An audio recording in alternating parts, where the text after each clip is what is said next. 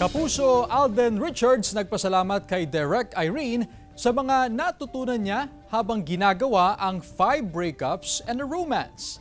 Tunghayan sa report ni Claire Lacanilaw.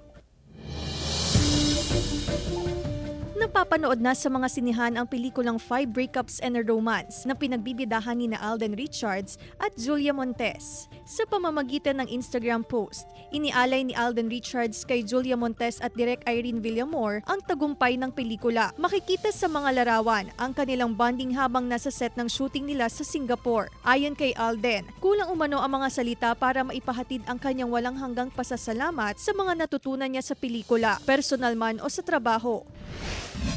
Matapos mabunyag na si Dino at Monique ay iisa, magiging daan kaya ito para mas lalo siyang mapalapit kay Carding? At dahil sa revelasyon sa pagkatao ni Dino, dito na kaya maliliwanagan si Carding at aaminin sa sarili na may namumuo siyang pagtingin kay Dino? Pero hudyat din kaya ito para mahanap si Monique ng mga taong nagtatangka sa kanyang buhay gaya ng grupo ni Boss Frank? Sundan ang mga maaksyong eksena sa Maging Sino Ka Man, 8 p.m. pagkatapos ng 24 oras. Claire Lacanilaw, 1 North Central Luzon.